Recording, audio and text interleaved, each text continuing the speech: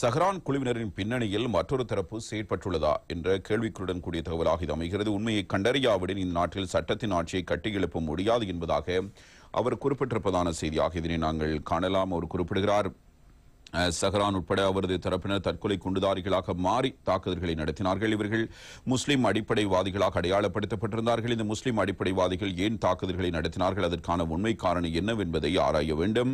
குண்டு தாக்குதல்களை நடத்துவதற்கான வசதிகளையும் ஒத்தாசைகளையும் வழங்கியதன் பின்னணியில் பாரிய சூழ்ச்சி இருப்பதாக முன்னாள் சட்டமா அதிபர் தப்லடி லிவேரா பகிரங்கமாக குறிப்பிட்டிருக்கிறார். ஆகவே இந்த சூழ்ச்சி என்னவென்பதை நிச்சயம் ஆராய வேண்டும் என்றும், இது மனித படுகொலை, ஆகவே இந்த மனித படுகொலையின் பின்னணி சக்தியையும் தேட வேண்டும். குண்டு தாக்குதல்கள் சூழ்ச்சியாயின் அதற்கு பிற தரப்பினரின் பங்களிப்பு இருக்க வேண்டும். அதேபோன்று குண்டு தாக்குதல்கள் நடத்தப்படுவதற்கு ஒரு வாரத்துக்கு முன்னர் தெரிவு செய்யப்பட்ட இடங்களில் தாக்குதல்கள் நடத்தப்பட உள்ளதாக தகவல்கள் கிடைக்கப்பெற்றன. 2019 ஏப்ரல் 21 8:45 மணி அளவில் தாக்குதல்கள் நடத்தப்பட்டன. ஆனால் அன்றைய தினம் காலை 6 மணி அளவில் பாதுகாப்பு தரப்புக்கு யார் தாக்குதல்களை நடத்தப் போகிறார்கள், எங்கு தாக்குதல்களை நடத்தப் போகிறார்கள் என்பது தொடர்பில் உறுதியான தகவல்கள் கிடைக்கப்பெற்றன. இருப்பினும் உரிய நடவடிக்கைகளை மேற்கொண்டு தாக்குதலை தடுக்க நடவடிக்கை எடுக்கப்படவில்லை. இதுவும் பாரியதொரு குற்றமாகும். இந்த விடயம் குறித்தும் விசாரணைகளை மேற்கொள்வது அத்தியாவசியமானது.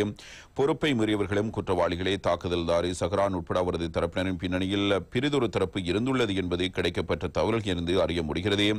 ஆகவே உண்மையை அறிய வேண்டும். ஏன் இந்த மனித படுகொலை இடம்பெற்றது, பிரதான சூத்திரதாரியின் நோக்கம் என்ன, உண்மையை கண்டறியாவிடன் இந்த நாட்டில் சட்டத்தின் ஆட்சியை கட்டியெழுப்ப முடியாது.